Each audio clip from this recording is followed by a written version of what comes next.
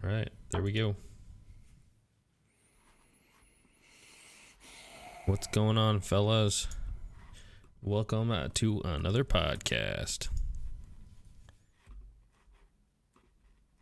The best part of your week starts now. Maybe. I've just heard that from somebody. Yeah. So it's not just my opinion. It's a real deal. Maybe. I've just heard. Oh, yeah. If I give you like, okay, who do you think is the most common poster like on Duck Gun, Fellowship of the Duck Gun, like one name that pops in your mind, who would it be? Jordan Fromer. other than your pathetic self. It's probably not even me, to be honest. Man, there's a couple for sure that would definitely be up there. I'm posting this to the fellowship real quick. So. Can you think of any names? Scott Hill comes up to my mind. Yeah, and I'm worse with the last names. I could tell you like the first names, but if I just glance, he always has there, the best comments. He's always. I love it when you see people consistently making comments and kind of feel like you're starting to know him, cyberly know him. Like, yeah, that guy's my cyber friend.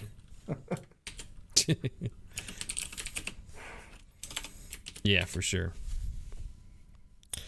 I definitely agree with that. No, we definitely have a lot of regulars. I don't want to miss anybody. We got Polk Pattern is on there a lot. Yeah. Dennis is on there a lot. Alex is on there a lot. Obviously, Matt Lee's on there a lot, too. One of our buddies from the Fellowship of the Duck Gun. Yeah. He gave me a little schooling today. I still don't buy that, though. I was gracious in my schooling of wisdom from him, but I don't care if it's in the dictionary or not. Because I just don't care. You cannot call a pintail a gray duck because if you apply the word gray duck to a group of ducks, it becomes a demeaning phrase, and I'm not willing to use it in that context. I don't know. Those are just gray ducks. I don't Gadwall is literally gray. No, I guarantee you that's the way it's used. A good portion of the time, it's just a gray duck. I mean, look how beautiful a pintail drake is. How can you call that a gray duck? When a gadwall is literally gray. I think they're talking about the hens and before plumage and all that. Yeah. He pulled it out of the dictionary. I could not find that definition in a dictionary. I know his link, yeah, but I mean on my own I couldn't find it. Well, he didn't create a link. He wasn't gonna. I know, but I know he didn't. But it got me thinking. I was like, that would be a great app where you can just put in what you want to be true and hit a button and it sends a link to someone. It looks like it's in a dictionary. That is a great idea. That would be awesome. It has to already be done. That's what I was thinking. I was like, well, I wonder if that would be possible. Because you want to be right. You gotta start thinking of reasons of why you could possibly be right. Yeah. Oh, another guy, Chris. He's on there a lot, so posting a lot of content too. So, but kind of to segue into our topic for tonight, we are gonna do, I guess, Q&A. What do you want to call it? Yep. Are we gonna explain that before the podcast starts or after?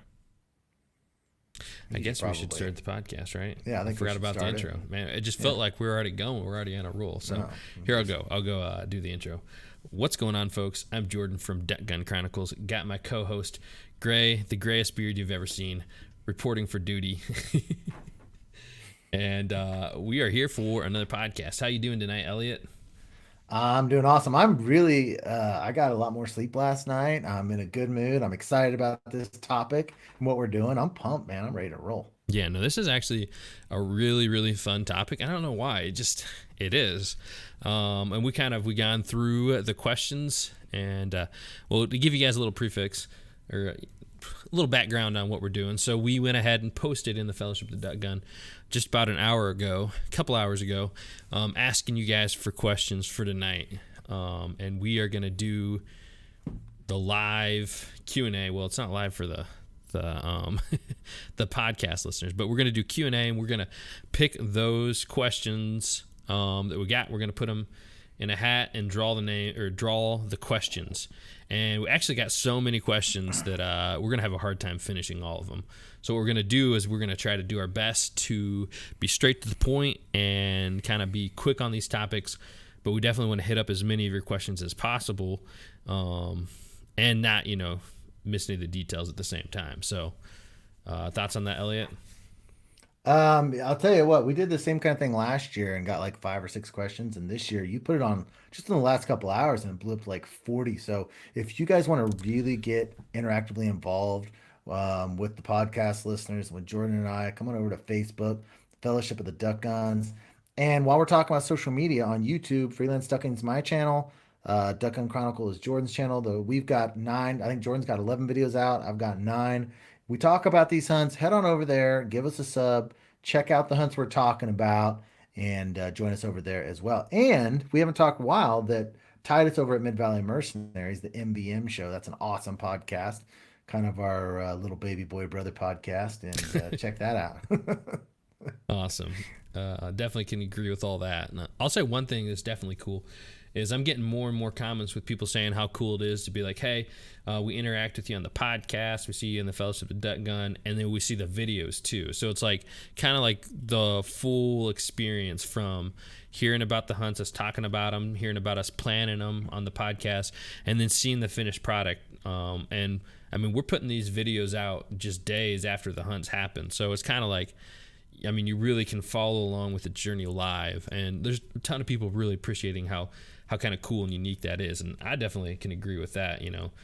Just seeing all my buddies from the Flyway Collective as well. So, Yeah, I don't think maybe someone can correct me if I'm wrong, but I don't think there's anything else like it going on the internet where you've got the podcast and talking about the hunts and then seeing the hunts and then interacting with Facebook. This triangulation is pretty unique. So make sure that you guys are taking full access of it because it's watching the progression of the whole season is a pretty cool deal. yeah. So jumping back to the topic for tonight, with the podcast questions. So yeah, we dropped them in there. We got a ton, and we're gonna be brief and jump right into it. So let's go ahead and jump on into these, Elliot. What do you think? All right, here we go. Spinning the wheel. We got these put into all these put into a wheel, and we're gonna spin them and see what comes up. Number one looks like it has mine. Oh, we just got past it. Scouting tips for workers, like full-time, 40-hour-a-week workers. What is some advice on scouting and how to kind of handle that? Is this one me or you? I didn't know if who's starting. Oh, go ahead. Why don't you take it? Go ahead and start with it. Sure. Yeah. So honestly, the best thing is if you can just come in a little late to work. I know that's not a thing for a lot of people. Most people have to come in, 7:30 or 8 o'clock sharp. But just do your best to scout when you can, whether it's Sunday morning or in the evenings. And one thing I know when I worked a 40-hour week, I would drive different routes to work all the time, trying to come across birds and all that. So it's just, you just have to do your best to scout, and sometimes you're just gonna have to suck it up and do a hunt scout, and try to take that information as you can, and just do your best with it. There really is no substitute to just pure scouting. I feel like if you can scout in the morning, from 30 minutes before sunrise to an hour after that, you're going to have your best hunts, but that's just not possible for everybody. So you just kind of have to do your best with the cards that are dealt to you. And I would say this, the harsh reality of it for those of us that work 40 hours a week is you may not be able to scout during season. So my plan right now, I've got my dad who does a lot of scouting for us. He's retired, but when he was still working, most weekends we were just cold hunting areas. And so our scouting actually took place before season. You have to learn an area inside and out, learn where the habitat is, learn which marshes get hunted by most hunters, because what'll happen is on typical complexes you'll get a couple pools that have all the food and also all the hunting pressure, so the ducks will feed there at night, and if you can kind of figure out where they're going from there to loaf, you've got them. So knowing your area inside and out, and after a few years you can be successful without scouting, if you just kind of start learning an area and learning what the ducks like to do on it. They will typically do the same thing year after year after year, depending on food source. All right, you ready? Another one? Yep. Spin the wheel. All right, that last one, it almost missed. It had my name at the beginning of it. I don't know what it was. It was like Elliot. It was probably going to be one ragging on me. Oh, came up right away. Church and hunting Sunday, church versus wild. Jordan, can you read that comment on Facebook? I think it was pretty in depth. If I had it up, I could. I thought you were gonna have it up. Okay, you want me? I can summarize it. So the main question was the guy that asked it is he's a believer in Jesus Christ and church is really important to him, but at the same time he actually feels closer to God in the duck blind, and he has moments out hunting that he feels closer than to church. So he skips church sometimes to go duck hunting, and he gets these questions from people why he's skipping church to go do duck hunting, and he's trying to explain it to them. So here's my best take on it. I would absolutely agree that I have had closer times emotionally in the duck blind than I have at church, because it even says in the Bible that God shows himself through creation. So when you're out there and you're seeing all these organisms and all the wildlife, it's very difficult to deny God. Some people still do, but it's very difficult because it becomes so apparent. And it's just in your face. So you can definitely have a strong connection through nature to our creator. And so personally, I don't think you're off base at all. I don't know who submitted this question, but I don't think you're off base at all. And the fact is that going to church does not make you saved. It's your relationship with Jesus Christ. That being said, it is very important to be a foundational part of a church. That is important, but taking off to go duck hunting sometimes during church, you got the green light from me, and I would just explain it to those people the way you explain it. Say, you know what, I don't. The church is not what saves me. It's Jesus Christ, and I go there a lot. But some days I want to be with Him out in nature. That's about as quick a summary as I have on that. Awesome. I definitely agree with that. So, all right, let's go to the next one. Excuse me.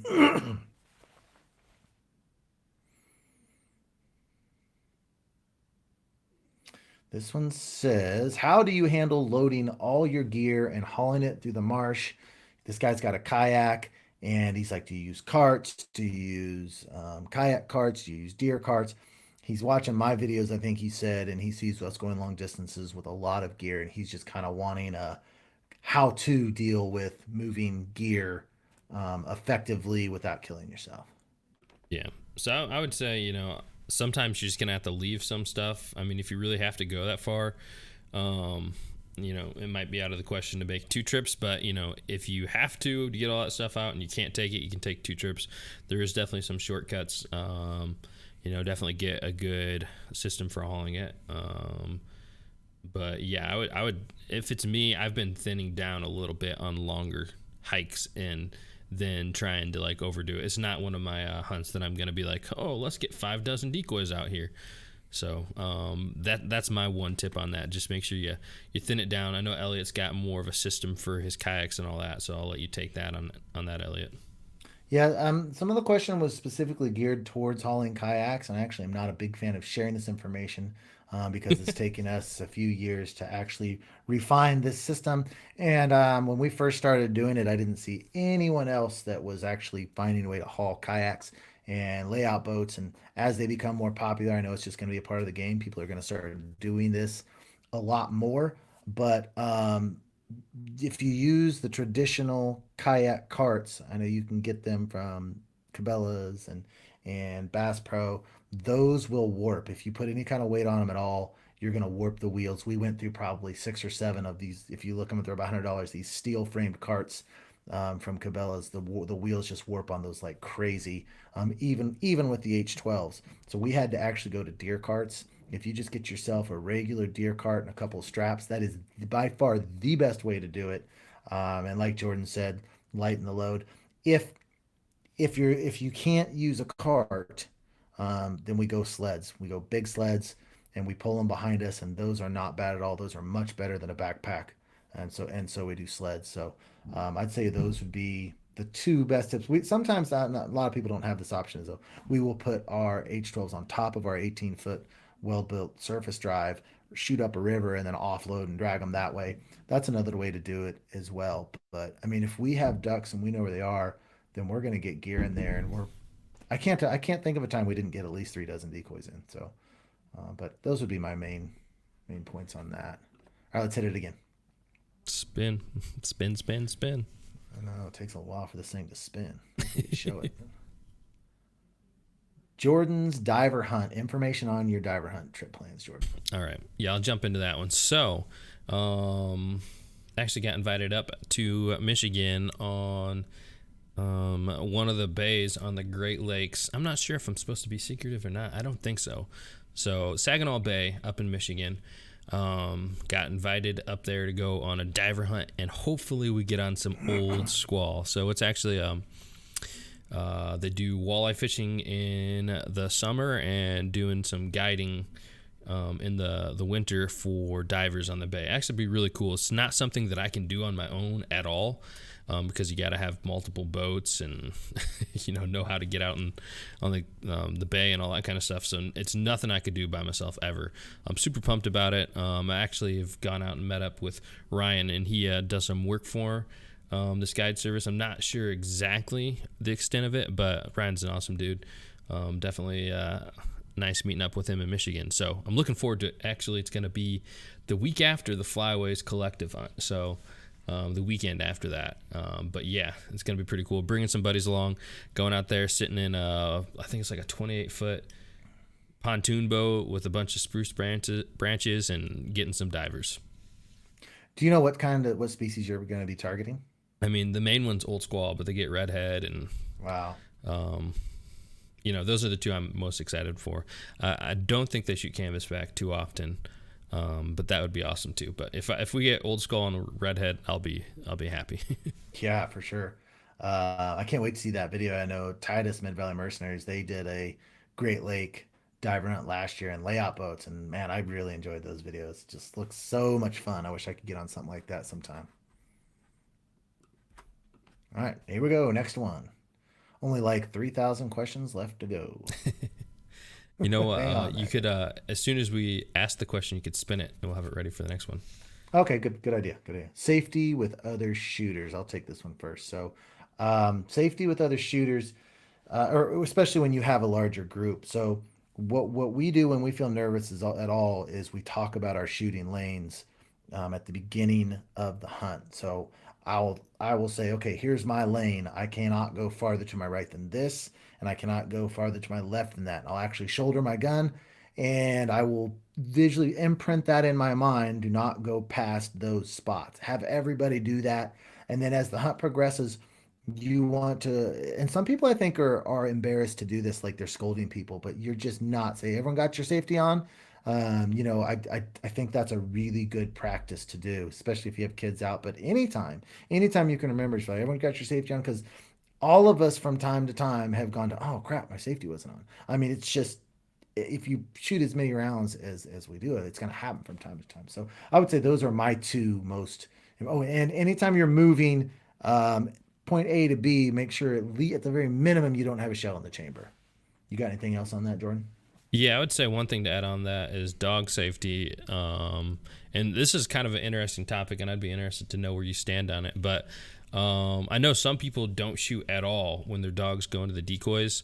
If you have a dog out there, I know if I'm on a solo hunt by myself, or if I'm with somebody I trust and I send my dog out to retrieve birds, if we have birds work to the other side, I trust them to not, shoot anywhere near my dog, and I'm good with that. But if I'm in a bigger group setting, or if I don't, haven't hunted with them and don't know, then I'm kind of leaning more towards not shooting. But that's something you said, kind of like, hey, with the reminder of the safety, I'm like, anytime my dog goes out there, I'm like, hey, watch out for Chief. And so what are your kind of thoughts on that?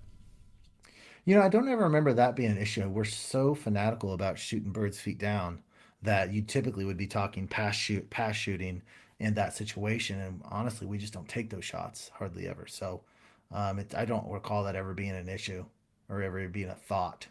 So you don't So shoot at all when your dog's out, is what you're saying? we don't, but it's not because of the dog. I mean, we've never said don't shoot because of the dog. When the dog's out there and birds pass by, they're not gonna be. All right, let me say this. If the dog was out there and a group of mallards were backpedaling over the decoys, I would shoot.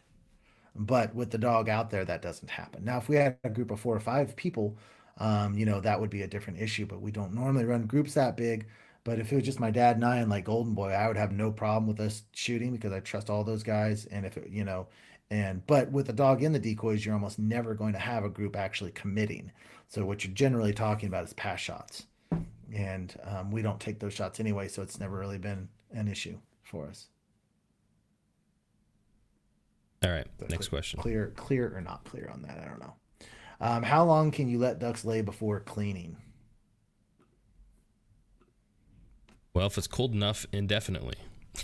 Yeah, for sure. We've left them a good portion of the day out of the sun, like in the back of a truck. Or I I mean, believe the because if you think about temperature. it, if you doing, Go ahead. go ahead. Go ahead, Elliot. I was just gonna say, I mean, if you're hunting all day and you shoot birds at first light and you end up with your hunt at 3 or 4, then you go home and you clean them when you get home. I mean, how many hours are you talking there? So clean them the same day. If it's gonna go past that day, like Jordan said, make sure the temperature's cold enough, or you can even put them in the freezer if you want to do it that way, or probably even the fridge. But they become harder to clean if you do that. Yeah, no. Once they get frozen, they're so much harder to peel the skin off of them. Yes, So I just clean them right away just because of that. It has happened where it hasn't, and I've learned my lesson. And so I'm like, man, me too. yeah, it's terrible to clean them once they're frozen. But yeah, there are people who hang them and all kinds of stuff like that. I don't do that personally, but I do believe the temperature you're looking at is 48. You want it to be below 48, Hmm. and then you're good leaving them indefinitely. I didn't realize that. I didn't realize that number. That's an interesting to know that. I know I read a book called Hunter's Road, and if anyone looks up that book, it is a phenomenal book about a guy traveling across the country, just doing all sorts of different types of hunting with his lab. And he traditionally would, I don't know if it's the freezer or the fridge to clean them. So I tried that one time, and just like you, it's like peeling the skin off on a frozen bird is not fun to do. So I would not advise that.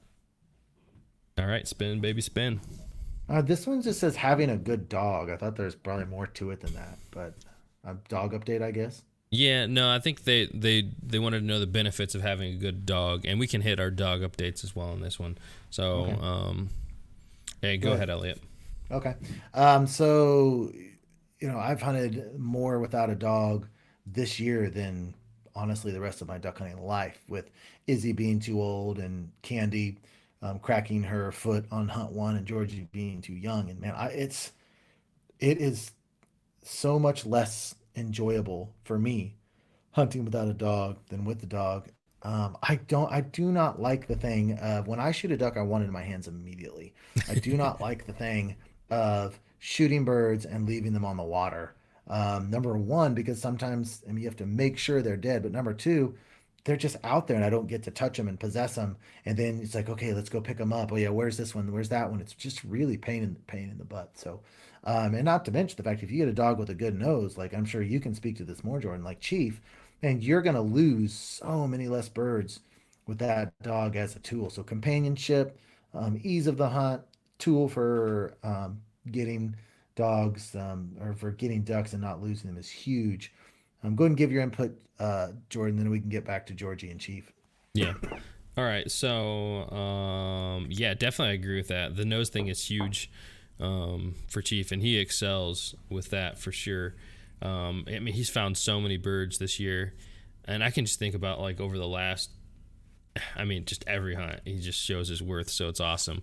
Um, but yeah, I definitely, there's nothing like it having a dog for benefit of finding birds. Is the biggest thing as far as kind of like a conservation standpoint, and also like satisfaction of you actually found your bird you shot, because when you don't, it sucks. For me at least. I don't know if I'm assuming most duck hunters are the same way, but yeah, you also hit on a lot of good things like companionship. If you go on solo hunts, you're never really on a solo hunt when you bring your dog, so I'm way more likely to go on solo hunts. But yeah, so I guess I'll jump right into the dog updates on that. So I just don't have time to do any more training. So where we ended with the training at the beginning of duck season is where we had to stop till off season. But Chief is doing so good. I mean, it's night and day difference from last year. He listens super well. He's really accustomed to getting in place, and he's finding birds left and right, and retrieving awesome. So I don't know if you saw the hunt from this week, Elliot, our opener in Indiana. I did. The large majority, we shot 20 birds. And the large majority of the retrieves, I didn't have to even get out of the blind. I had to 2 or 3 times, but that's not bad on 20 birds.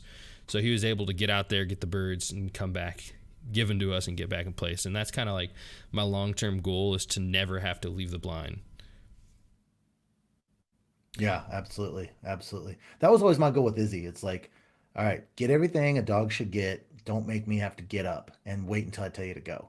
It's like, that's all. That was my main goals. And she pretty much achieved those. Every now and then, as it got colder, she would drop birds at the bank, and I'd have to like move like 2 yards to pick it up, which was really annoying. Yeah, I want to add something real quick to that, yeah. before you jump into that. But kind of along the same lines as what we're talking about. Kind of the reason that's my goal, and I'm sure most hunters are the same way with their dogs, but I got screwed so many times last year trying to get out there, and then I'd have to work Chief and get him and try to get him on a line and simplify it, and finally he'd get on the bird, right? And so like if I can mitigate that and be in the blind, and we were able to do that a few times, where if I would have been out of the blind, we just would have lost a whole flock of birds. So it's a huge thing to be able to be where we're at, and we still got work, but I'm super happy with where we're at right now. I think it's showing on the videos for sure. I really only got to hunt with him that one hunt this year, and he definitely looked more stronger at that. But I think it's really showing up in the videos compared to last year as well. So Georgie is my black lab from Flatlander Kennels up in Nebraska. If you're looking for a trainer or a dog, that's a fantastic place to look.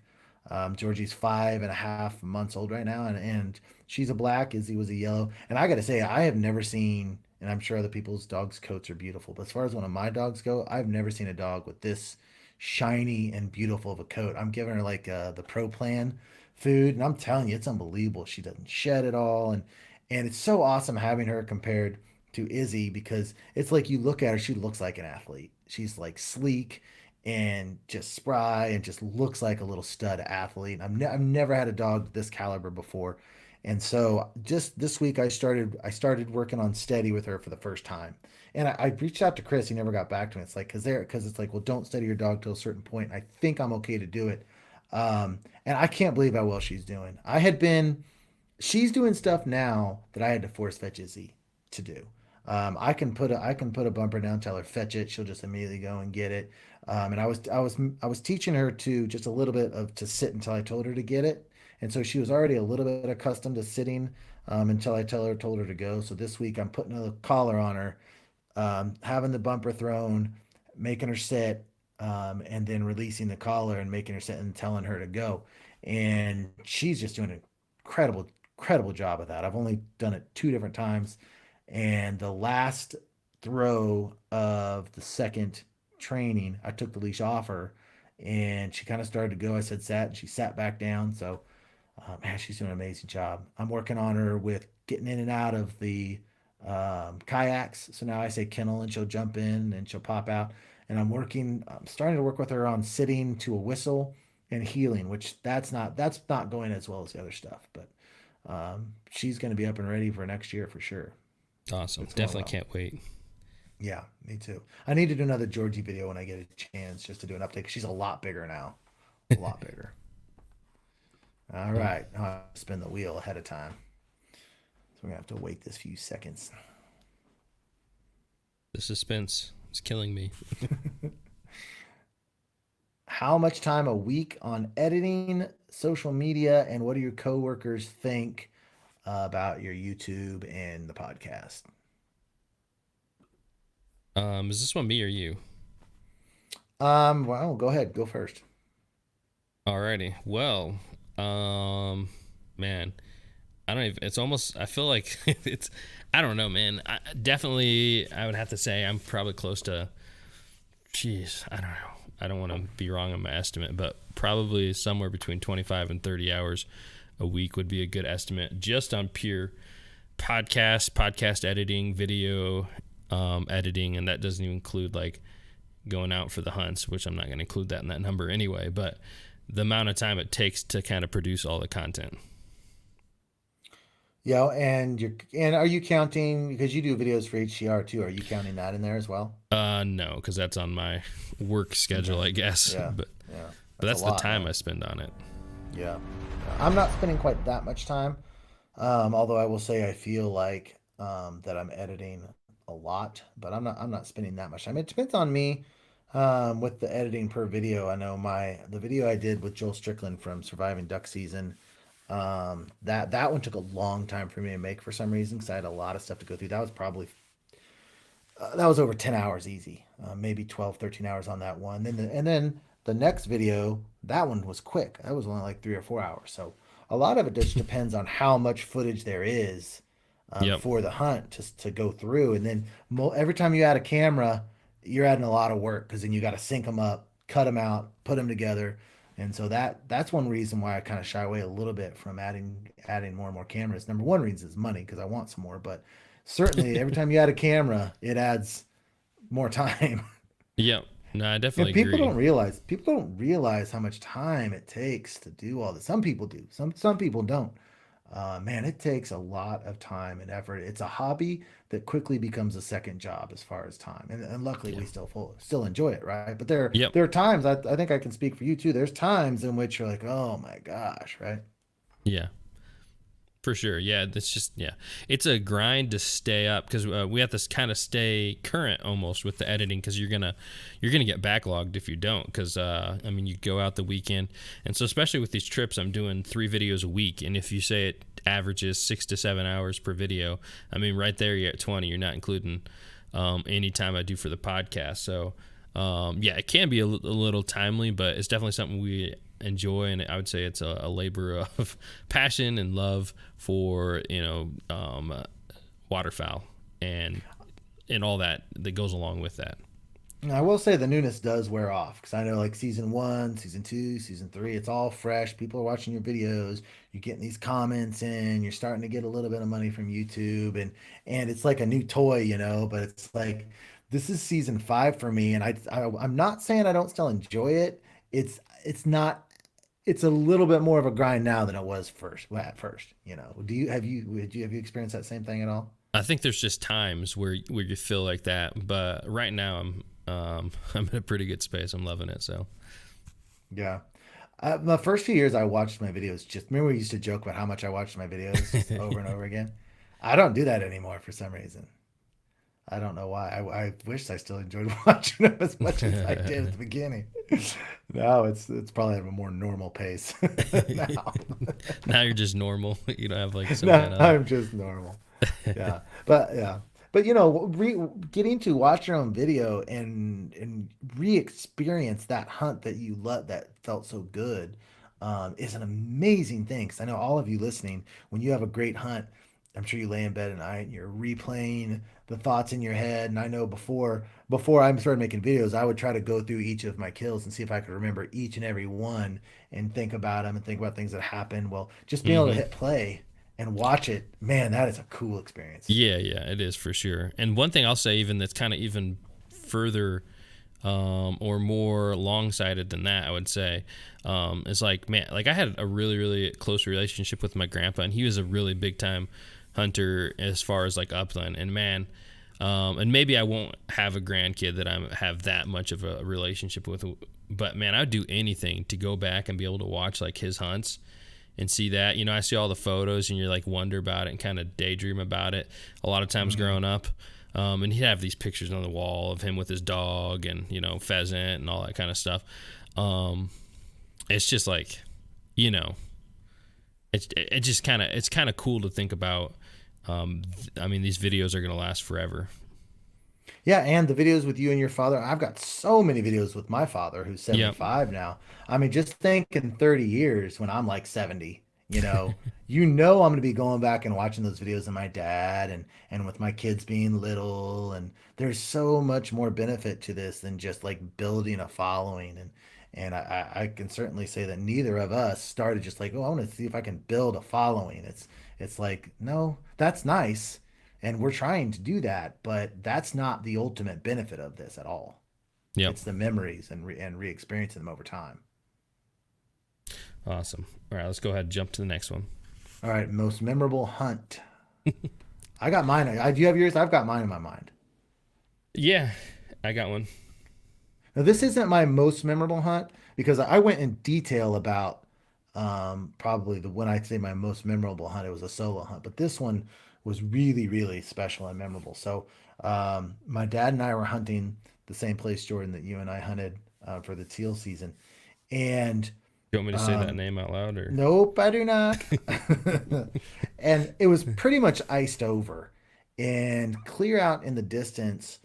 This was kind of a cattail marshy place. It was on the plains, cattails. We could see mallards going down, and but everything was iced over. So we knew we had to. There must be a hole out there, and so we struggled to get out to this hole. And I mean, struggled. This was like thick mud breaking through ice, and I mean, it was crazy hard to get out there. But we were rewarded because once we got out there into this cattail hole, it was just filthy with mallards that had kept this thing open, and we were the only ones around for miles. And I don't know if you've had just a phenomenal ice hole mallard hunt, but they are special. I mean, when you get an ice hole like that, the mallards are no longer wary. It's like concealment doesn't even matter. It's like they're so used to using it, they just dive bomb in on you. And my dad and I sat in this little patch of cattails, and I don't remember the specifics of the shooting or any shots, but we just had them just cupping down into this ice hole and both shot our limit. And my dad was so excited at the end of the hunt. I guess this must have been the cell phone era. Because he had his phone out and he was talking to my uncle and dropped his phone in the water and ruined it. And then I remember on the way back, we found some ice that was a little more walkable and we were tired. So um, we actually, this was with my first dog and his first dog, our second dog. And so we had like our decoy bags tied to their collars and because they were on ice. So they were like pulling our decoys back in bags on the ice. And there were just so many things memorable about it. It was just a great day. Awesome. You ever get a hunt like that again, just let me know. I'll buzz down there in a hurry. Yeah, well, I will. All right. Man, it's really hard to pick just one out. It really is. But kind of, what really kind of, I guess, got me hooked on waterfowl. And I shouldn't even say that because I'd already been hunting like 13, 14 times before this hunt and killed like 2 birds. So I was already hooked for better or worse. But I'd seen all these birds dumping into what I call now the honey hole.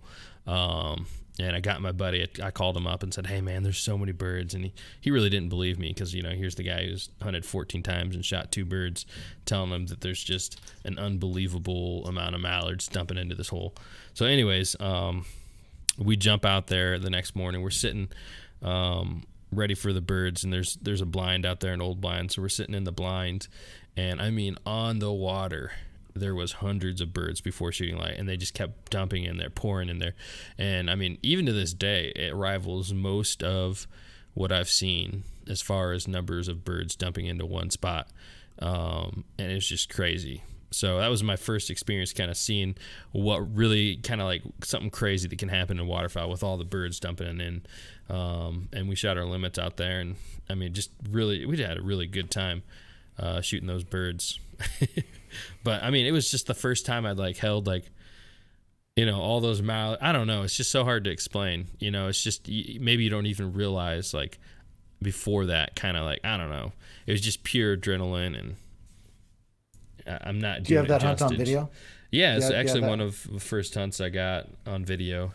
So you should post that one in Fellowship. I'd like to see that one again. I'm sure I've seen it, but yeah, it's a little rough to watch now compared to as far as yeah, all that stuff. But yeah, no, it was definitely a lot of fun, for sure. All right, next one is obtaining permission. Tips on that. Well, just keep knocking. Yeah. It's gonna be very low percentage, even no matter where you live. Well, I shouldn't say that. Most of America, it's gonna be pretty low percentage for getting permission. So just keep getting on the grind and do it before season. If you wait till season, you won't have enough time to get on the birds with your scout, with all the scouting and asking for permission. I mean, some of it, if you see something, you're going to ask for permission, but mark those down, places you see them, come back from year to year, and knock on as many doors as you can. If you get 2 to 3 yeses for every 100 doors you knock on, you're doing better than most people. Yep, I'd say if you have kids, bring your kids with you. Kids always lighten up landowners. Here was my plan, and I never actually did it. But my plan was that I had this place I wanted to hunt. The word was that this lady didn't really let people hunt, so it was a pond. I was gonna go back with my little daughter with a fishing pole during the spring, and just try to get permission to fish. Then after I did that, if we caught fish, I was gonna gift her a little something. I know Golden Boy will take people pizzas. Sometimes he'll just drop by with a pizza, and then try to extend that in to hunting permission. I kept meaning to do it. Maybe I still should. I've never done it. But you know, go in with a smile. Don't overwhelm it at the door with lots of people. If we have 3 guys in the truck, we'll have the nicest, kindest, most like my dad's one we sent up there, or Golden Boy's fantastic. I remember one time my dad and Golden Boy and I went up to a permission to a landowner's place, and I just stayed in the car because I'm like, my dad and Aiden are like the nicest, friendliest people in the world. That just, you don't want to overwhelm them with 3 people, but just smile, make eye contact.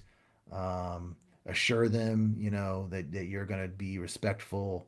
And, if they say no, you might say, well, I appreciate your time. Would you mind me checking back in another year and talking to you again? Things like that. But Yeah. it can get done. And don't go in camo. Don't go with face paint on. Yeah. Wear something nice. Uh, don't go up there with your full hunting rig, your boat and everything. And Yes. Yeah. Yeah. You want to go in with the soft entry. I'm not totally opposed to camo, but you just want to make sure that you look presentable, that you don't look like, certainly not with face paint. I agree with Jordan about you don't want to roll in there with your boat behind you. You just want to give a soft, I'm a normal guy kind of imprint on them. alrighty. And on at the door versus phone call. Phone calls are way lower percentage, yes, than in person. All right, Jordan, this one's for you. How to keep Indiana hunters out of Michigan? Kill Jordan. Um, well, after the run I had on the openers, there's no chance you're gonna keep this guy out. So I don't know. I mean, they do their best because like Michigan out of state licenses are like the highest I've ever seen. So it was like $180 for my out of state waterfowl license for the year. I think it was something like that. So they're already doing their best, but I mean, they got so much public land to get on and so much opportunity. I feel like it's literally like 5 times as much as Indiana. So there's no keeping me out. That's for sure. I'd say the only chance is to lobby your politicians to make, like in South Dakota, not everyone can waterfowl hunt there. There's a selected number. And so just lobby to keep Jordan out. They have like the same size state almost, it seems like, as Indiana, but they kill like 4 times the birds and have 3 times as many hunters. It's crazy. I saw a list. My mom actually sent it to me. That was like the worst 5 states for waterfowl hunting, and Indiana was in the top 5. Which that can't be true. No, it But is. I believe it. well, I mean, maybe that's the worst 5 of places that actually shoot ducks. But it's like there's no way if you take all 50 states that Indiana is in the top 5. There's no way. There's got to be more than 5 states that are worse than Indiana because you do okay. Mm, I mean, I got good connections and I work hard. Yeah. Combination of two is it just pans out. But I know there's a lot of people who struggle in the state for sure. Man, that sucks. I was just saying, it's like, oh, poor Jordan. I I love this state. You're like in the I, top I love this five. state. I don't Um, know. I don't know if it's in the top 5 perception wise. Yes, I don't know if it's reality, but I think I can numbers tell. wise too. At least it was one of the years I Um, checked. Really, Yep. that's interesting. Well, I know that when people come here, it's funny because people in the state of Kansas gripe and complain and piss and moan about the public hunting, and they always throw this stat out there. It's like out of all 50 states. Kansas is like number 48th in amount of public land that you can hunt. And my suspicion is that the reason that stat is what it is because you are not allowed on rivers. There's only three rivers you're publicly allowed to be on in the whole state. And my guess is most other states you can get on public water in some form. So they're counting that. So the grand majority of that public land they're counting is probably not even good for duck hunting anyway.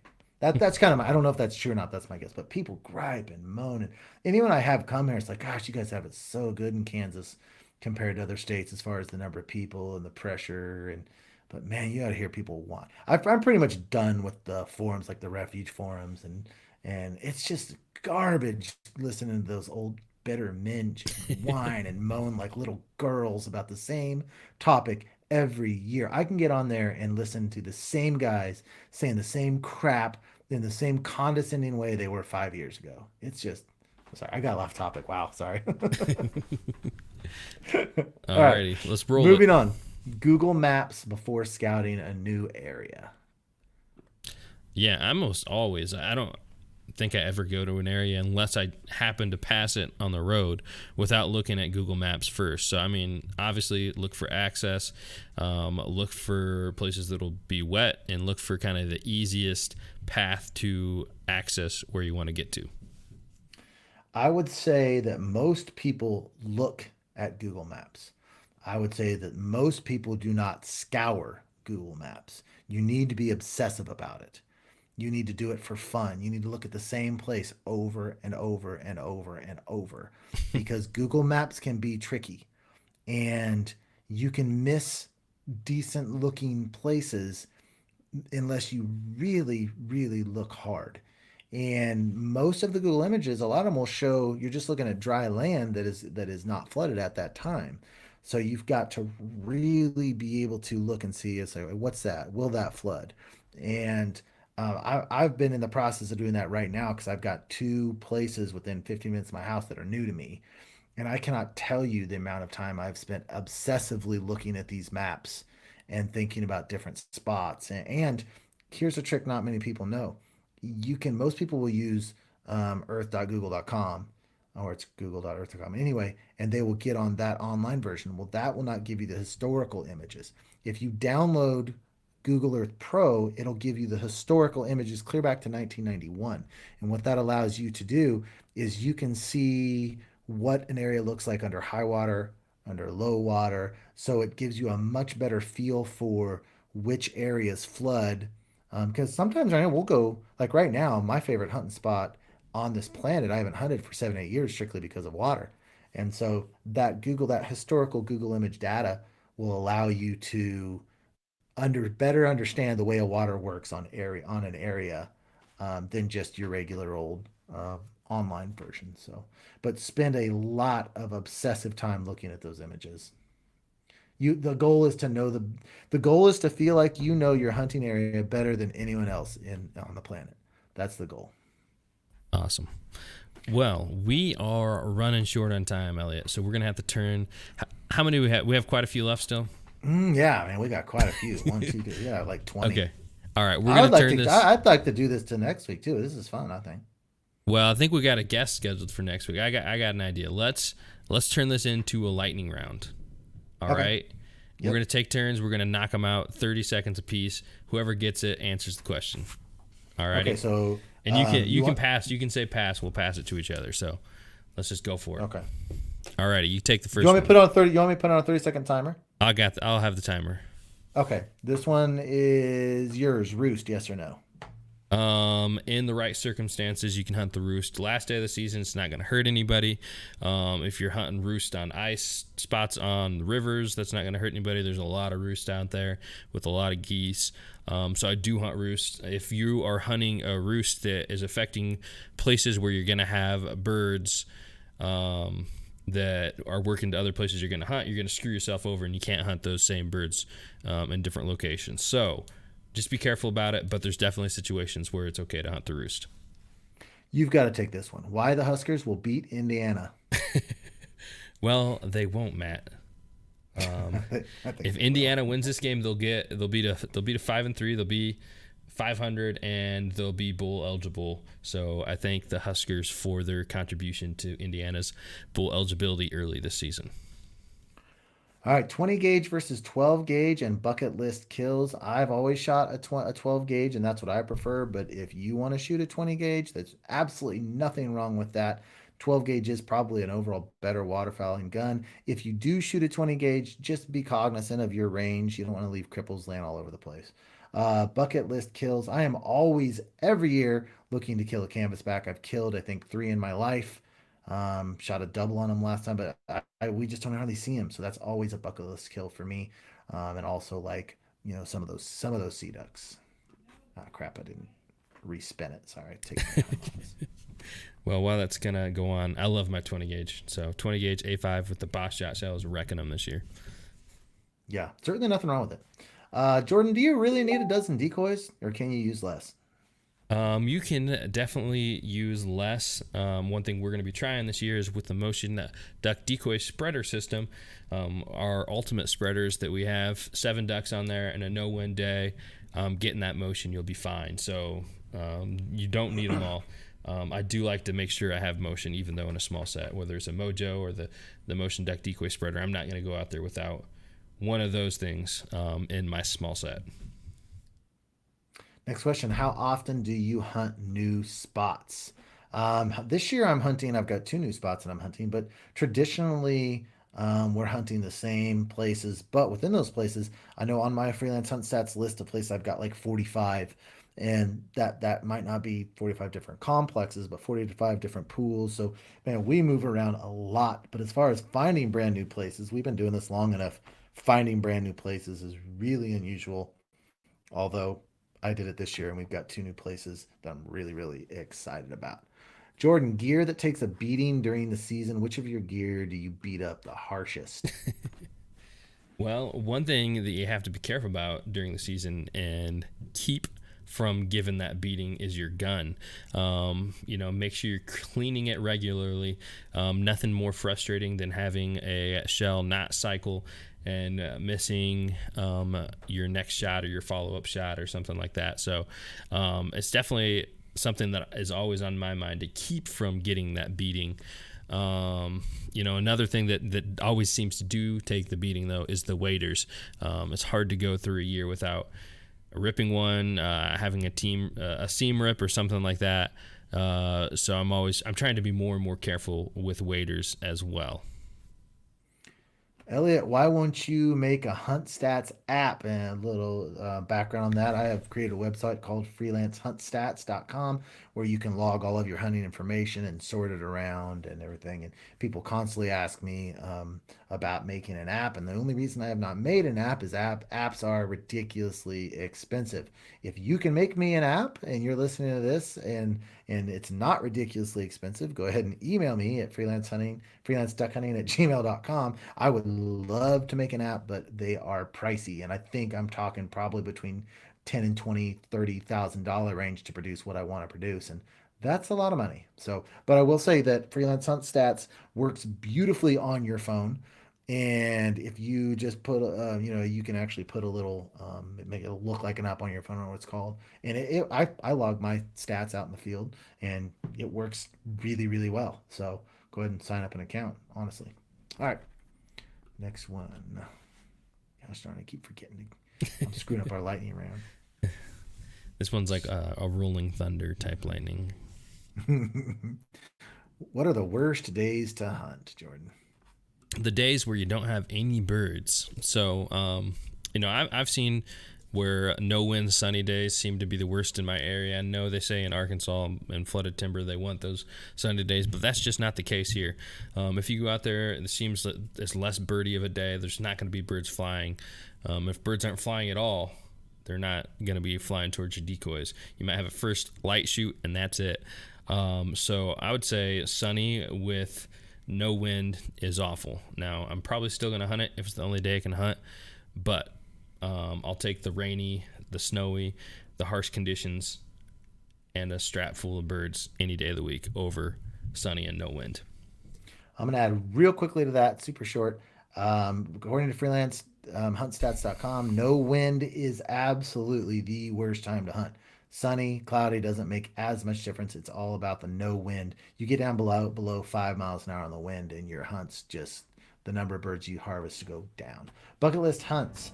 My bucket list hunt is in the Sandhills in Nebraska. I actually have the hunt all lined up in my mind. I know where I'd camp. I know what places I would hunt. We've been going there for years, and it's going to happen. So that's for me. You want to say yours real quick, Jordan, while I'm spinning the wheel? Anywhere where I can shoot a pintail. Maybe it'll be next week. All right, this one, 28. Why is the 28 gauge making a comeback, Jordan? Honestly, I'm not sure that it is. I know that it's um, kind of a cool, slick gun to shoot, but I definitely wouldn't say it's making a comeback. I know that Boss is making 28 gauge shells, and they make wakes. It seems like with everything they do, so that could be part of why we're seeing it more right now. But I don't know. I really don't think it's making a huge comeback. Maybe it is a little bit, but if it is, I'm not aware of it. But I'll take my 20 gauge A5 over any gun. So, anyways, next question. Scouting time versus hunting time. How much hunting do you give up to give into scouting time? It just depends on your schedule. If I was a full-time waterfowler, I would scout probably more than I hunt. I'm not. I've got a full-time job. I've got my weekends and Sundays I spend with my family. So that gives me Saturday.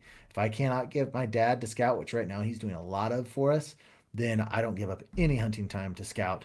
I am going to go and try to kill birds where I think they're going to be on Saturday. And so it just all depends on your schedule. If you have enough time, do give up hunts to scout. If you can only get in weekends, then don't. All right. 1, 2, 3, 4, 5. We got about 10 left. Let's crank them out. We got it. Loaf Pond versus the Roost. Which one you want to hunt? Definitely the loaf. A lot of times roost is hard to get in there because if you go in there at first light, you're gonna bust them out, and if you try to go at last light, they're gonna end up coming a lot of the times after shooting light. So roost ponds are really hard to hunt, in my opinion. So I'll take the loaf pond any day of the week. You can get in there, set up, and usually they'll be in there by 9 o'clock at least, and you'll be good to go. Yeah, loaf places are just where it's at because those places don't to typically get hunted as much as the other places. All right, Elliot, just for men, why won't you get rid of that disgusting gray beard and get just for men? I'll tell you why. I would actually think about it, but I mean, all my videos I've got this gray, and then all of a sudden going to brown, it would be so obvious that I had used just for men or something. I think it would look ridiculous, and I kind of like the gray. I did actually comb in brown one time. Like my wife's like, let's try this, which probably is not a good sign if your wife's asking you to do that, but not gonna happen.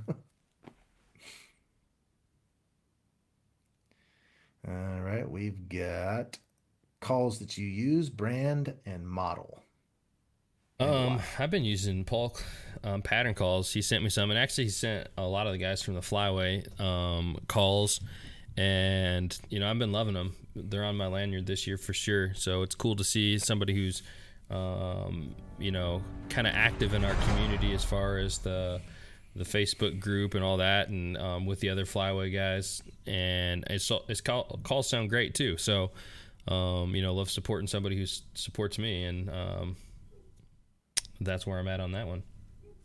His teal call is money. I cannot tell you how many compliments I've gotten on his teal call. It's totally different. It doesn't even have reeds on it. It's phenomenal. Building a blind on public land after a hike. This one's super easy.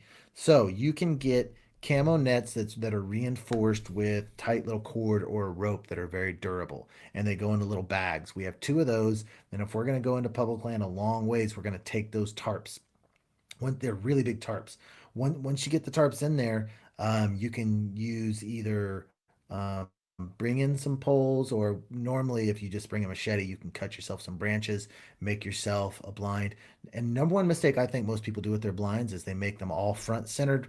I think you need to work on the top first and worry about the front second, and then the back third. But if you get those reinforced tarps with the netting behind them, man, making those blinds out there becomes a lot easier, especially if you only have if you have 4 or 5 guys, it becomes a little bit harder. But I definitely want to add on those, to that one a little bit. So, one thing we've done, HDR, taking the A-frame, if you got a sled, you can haul that out pretty far. We've hauled it out, almost up to a mile.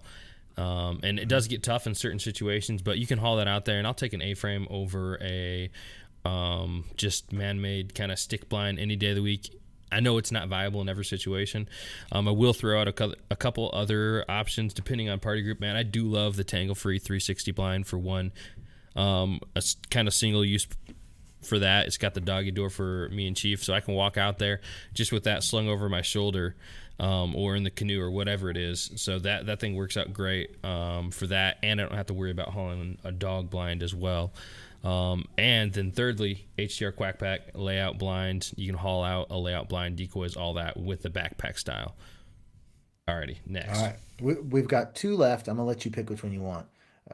You want cooking duck or non-hen duck calls, non-mallard hen duck calls? Which one you want? Um, let's favorite thing to cook for ducks. Have you ever had chicken terzini? I think that's how you say it. I don't know. It's got like Not sure. Velveeta cheese and Ritz crackers and like No, I haven't had that. cream of chicken soup, I think. And then I just take the duck, boil it, slow cook it, then shred it up, and you add that all together, and it is just the bee's knees. It's phenomenal. So I don't know what it is Sounds about good. that. It's really, really good. My wife makes Southwest egg rolls with duck, which is phenomenal, and Philly cheesesteak sandwiches, and also just cooking them rare like a steak or medium rare on a grill after you've marinated them. You can't go wrong with that either. Yeah, or poppers. Um, yep. Yeah, those ones you made were excellent. I haven't. I want the ones with the peppers in them next time, but those were great. The ones you made. All right, last one. How about non-hen duck calls? I have them on my lanyard.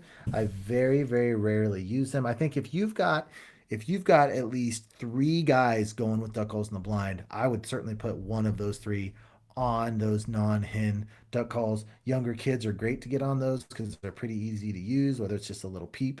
I know that mallard little kids can't blow the mallard. Um, Drake duck call. I'd say that's the one I use more than anything on shy. If I'll try that one out if the ducks are shy for a while. I've never seen it like greatly work, but I stick to the hen mallard. And the older I get, the more I'm getting to less call is more, just and not being real aggressive. But they have the non-hen mallard calls have their place. I just wouldn't pull them out that often unless you have multiple colors in the blind. Awesome. All right, we knocked it out. So Yep, did it. yeah, we really appreciate you guys putting all these questions in. I do feel bad for some of the guys in the live video here. We got questions pouring in the whole time, but we will do Oh, this we can again. knock out a few more if you want. Well, off air if we want Yeah, to. we definitely. But I will say, and we mentioned this once before, if you jump over to the fellowship, man, we'll definitely do this again, and we'll make sure to hit up all those questions. A little bit easier to flow through all the questions when we have them beforehand. Just the two-man show here, it's hard to pull off questions while conversing and all that kind of stuff and running the podcast. So, great podcast, Elliot. Yep, enjoyed it. Much enjoyed. Yeah, the time just flew by on that one, so we just crushed it, got all the questions asked. But real quick, before we sign off, what do you got planned for your duck season coming up? Well, this weekend is our opener on this side of the state, and quite honestly, I don't think we're going to shoot a lot of ducks, but I'm really, really excited about it. I've got an area that is new to me that I have been trying to scout, but it's massive. It's massive around here. It's like 1,600 acres. And it's hard to hunt, hard to scout. So we're going to spend a good portion of the time scouting. But I don't know. We've got a front coming in tonight, tomorrow, so maybe there'll be more ducks. And I think this side of the state just picks up ducks later than the central part of the state. So, and then after that, we got the Flyways Collective collab.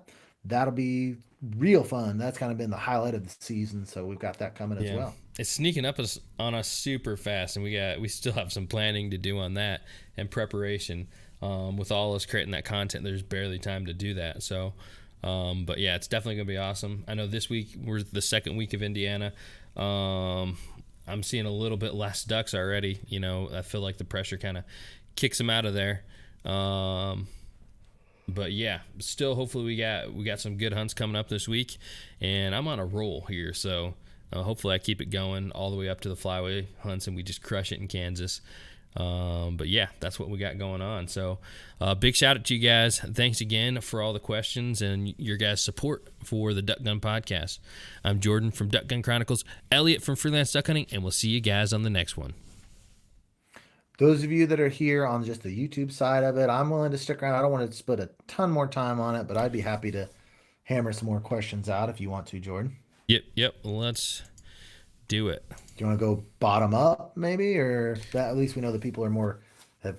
I don't know how you want to do it. Yeah, sure. We'll just do that. I'll go ahead and find these. I think.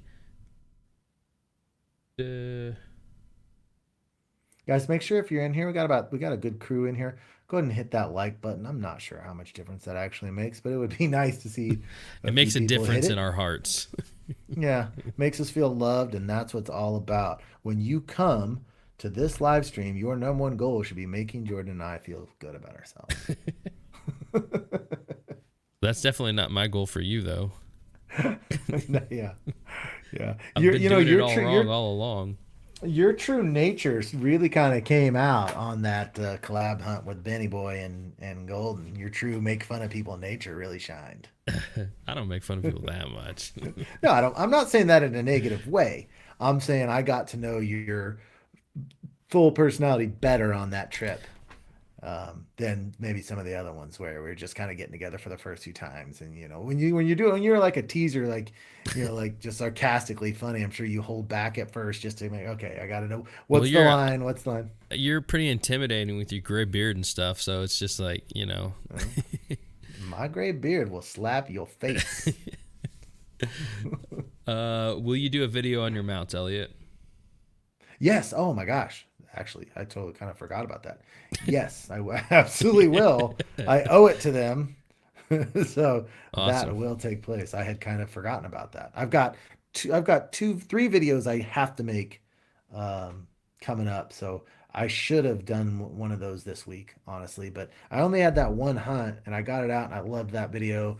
And Simeon's birthday was yesterday, and honestly, I was just like, you know what? I just need some chill. I'm just not going to stress about anything and kind of relax. So I do not have another video coming out this week, but I've got a couple I got to get done. Awesome. Favorite waterfowl load? 2 3/4 inch 5s by shot shell in the 12 gauge. And I've been using the number 4s in my 20 gauge. I just got one case of those, and I wanted to have something that was good for the late season geese as well. If I was just hunting the ducks, I'd go with the 5s. 3 inch, they don't. I think they do make the 2 3/4, but it's not the predominant load like it is 2 3/4 for the 12 gauges. I think you're right on the boat on that, Elliot. What? I think you're right on line with me on those as well. Yep. And I still kind of feel like I like 3 inch better, but I don't have any reason why. We used 2 3/4 for years and years and years in federal and switched to 3s. And I don't know. I'm sure it doesn't. They say it doesn't make a difference. And I'm sure they're right.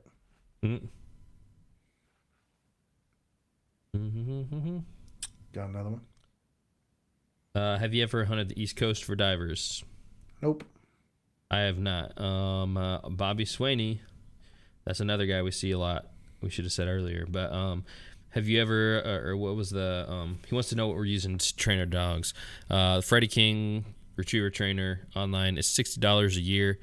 Very reasonable, and it's going to teach you everything you need to know about dog training.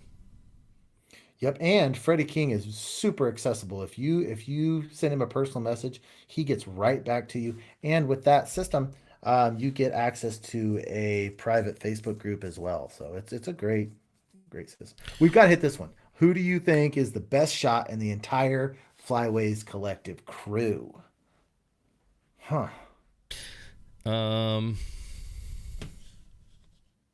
It's definitely me. I don't think so. Well, I don't care what you think. See, I'm like, well, is it Titus? Because I know that the way that they hunt out there, they've got to extend their shots a little bit. But then I was also told on the closer shots in Nebraska, he was struggling with a little bit because he was over leading.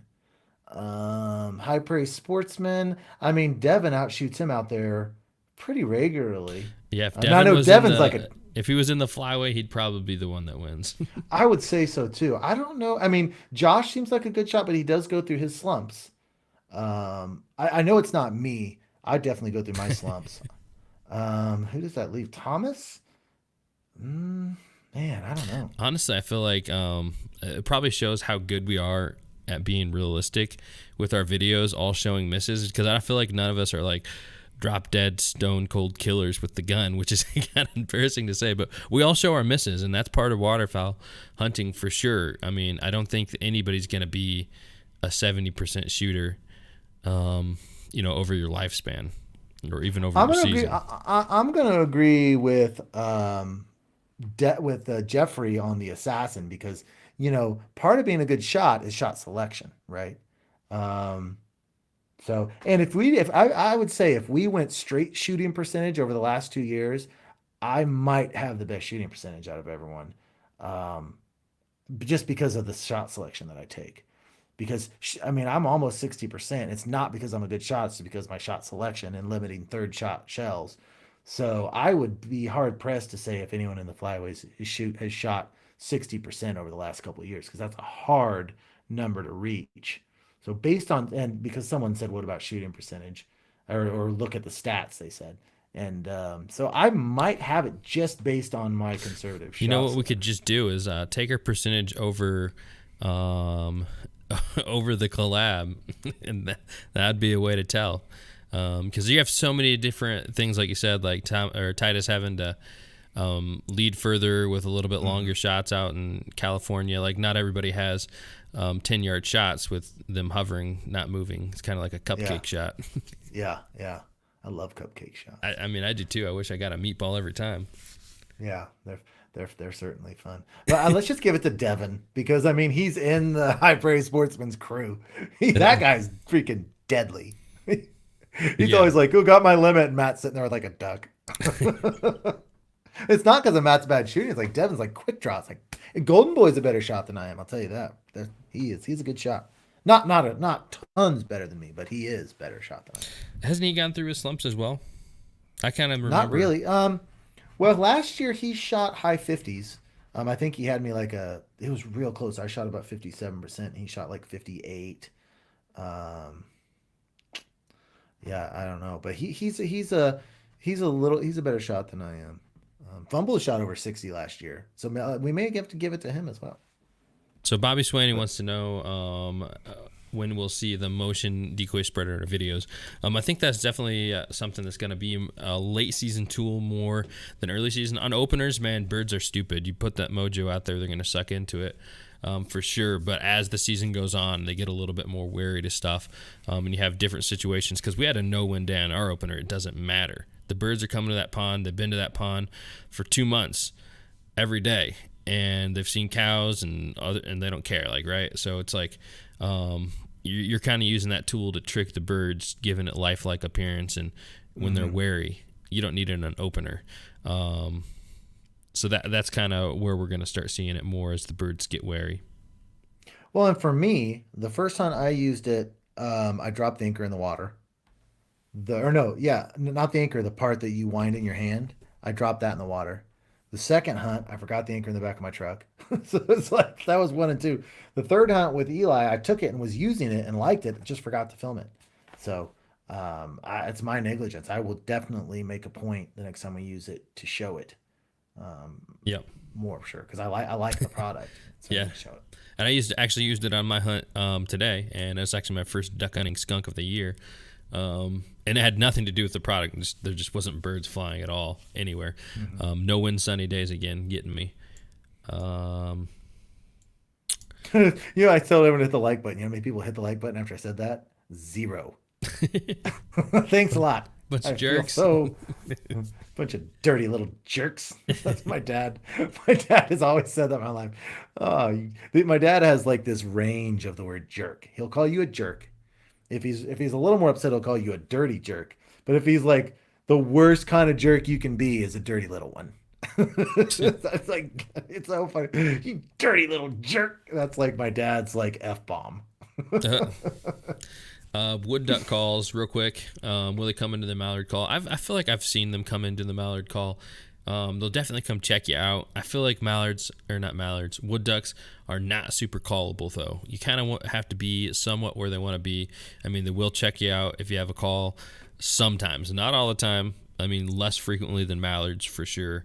But they're also big fans of spinners, in my experience. So wood duck call is really, really hit or miss and mostly miss. Did you see those three wood ducks coast in on my last video, or not my last video I posted, the one before that? We had a triple of wood ducks just coast right into the spinner, and we shot all three of them. Yep. That was That's nice. perfect, right? Yeah, yeah, we don't hardly ever get them decoying like that. It was the best decoy of the day. It Nice. was great. Corn shot his first Drake wood duck, and he took it right to the taxidermist the next day.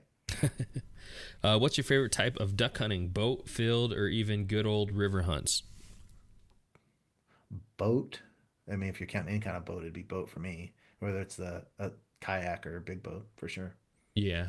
And you're not talking like a boat blind. You never do that. No, no, no, no, no, no. And one of our guests we had on previously, Phil Conkey, he did a bunch of Instagram stories this last week of his boat build.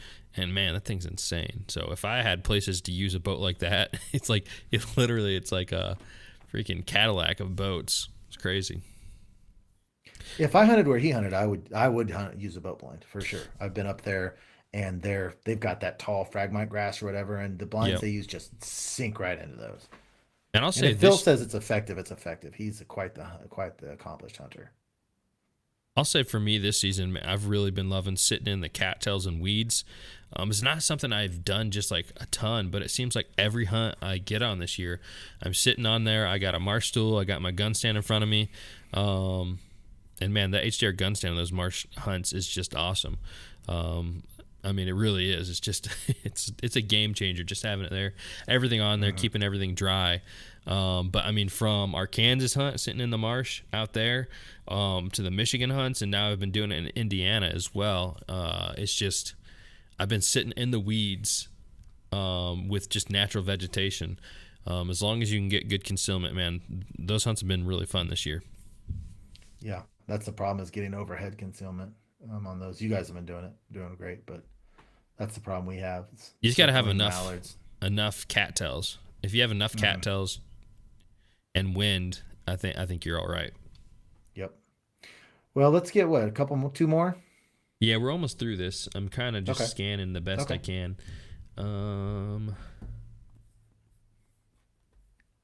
But yeah, There's a question about H12s in there. I saw somewhere. Where is it? yeah, I think they're just hitting on the same thing we're talking about with the carts and all Do you that. like your Ascend H12? I'm considering buying it, putting a blind on it. Yes, buy the H12. Or the Old Town is a good boat too, but right now I'd say that H12 is hard to beat as far as a versatile waterfowling layout boat kayak. I love it. Okay.